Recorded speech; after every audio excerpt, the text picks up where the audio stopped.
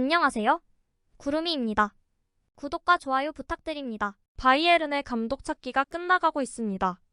투엘은 바이에른에서 떠난 후 맨유와 대화를 나눴고 포체티노가 첼시에서 나오며 첼시와도 대화를 나눴습니다.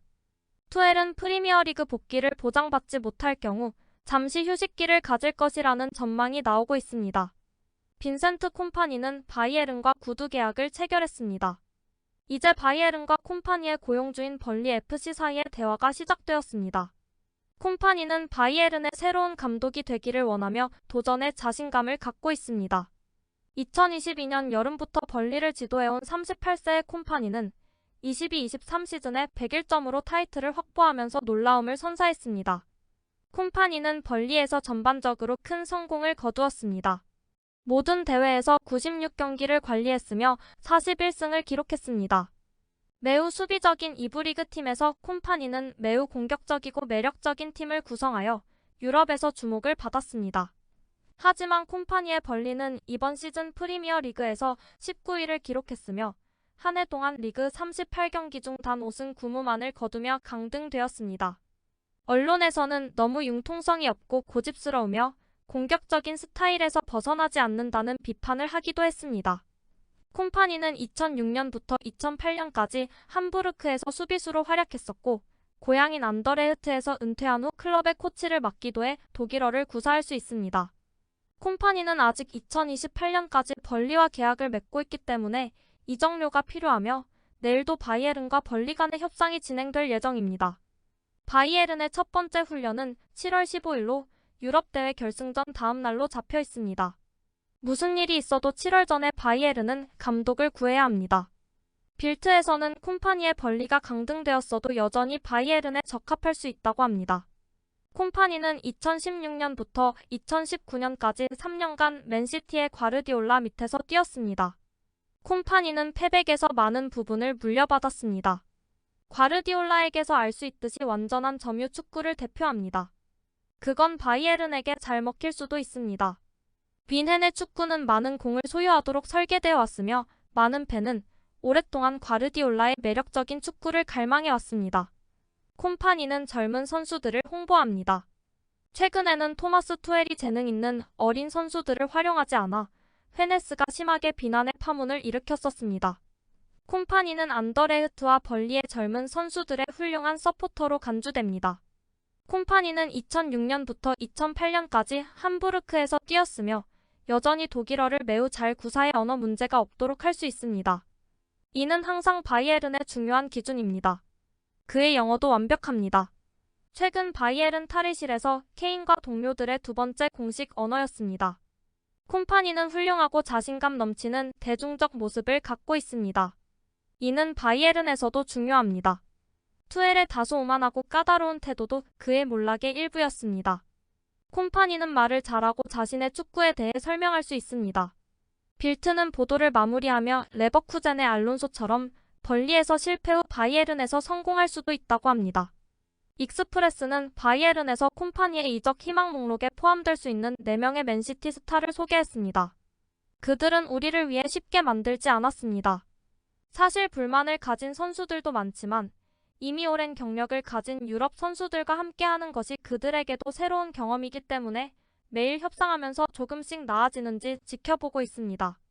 사우디에서 라포르테는 좌절감을 맛보고 있고 바이에른의 센터백 문제를 왼발잡이 센터백 라포르테로 해결할 수 있다고 합니다.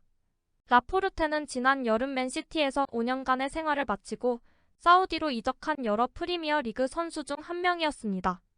콤파니는 안더레흐트 시절부터 23세의 고메즈 선수와 잘 알고 있습니다. 고메즈는 벨기에 프로리그의 콤파니 밑에서 47경기에 출전해 7골 15도움을 기록했습니다.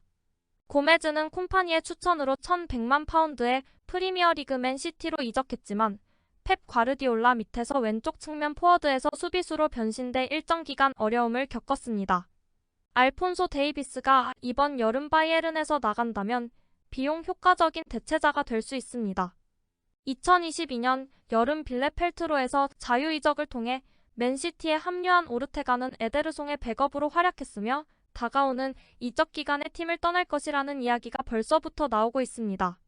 맨시티 아카데미에서 교육을 받은 제이든 산초는 맨시티를 떠나 2017년 보루시아 도르트문트에 입단하며 독일에서 첫 번째 커리어를 시작했습니다.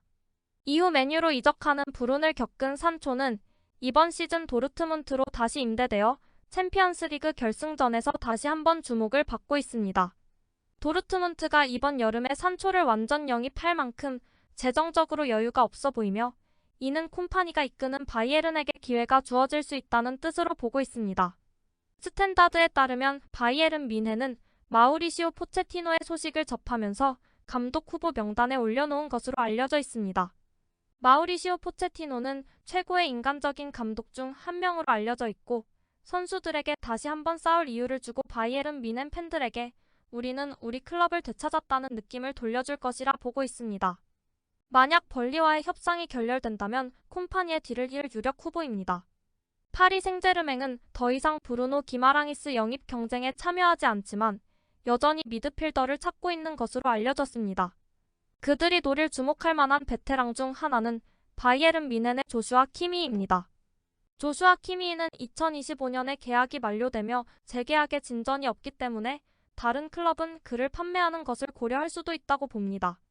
만약 재계약을 거부할 경우 FC 바르셀로나와 PSG가 상황을 면밀히 관찰하며 뛰어들 것이지만 또 하나의 경쟁자로 인해 힘든 경쟁을 할 수도 있습니다.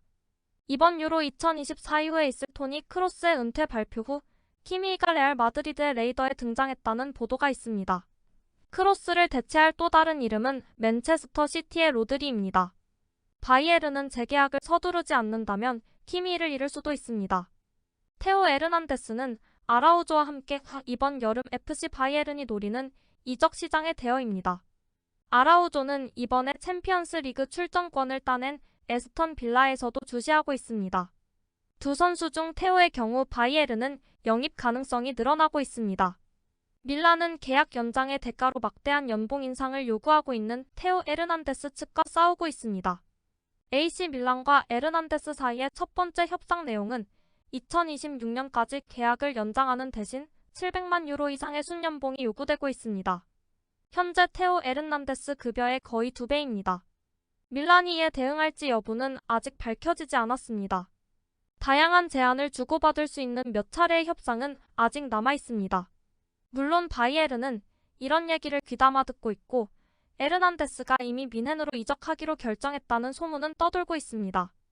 알폰소 데이비스는 여전히 재계약을 결정하지 않고 있는 가운데 대체할 선수의 이름은 점점 많아지고 있습니다. 데이비스 측은 최근 연간 약 2천만 유로를 요구했고 뮌헨은 1,100만에서 1,300만 사이를 제시했었지만 이제는 재정 정책을 바꾸며 1,000만 유로 이하로 제한할 수도 있습니다. 구독과 좋아요는 제작하는 데 큰 힘이 됩니다. 감사합니다. 다음에 또 보아요.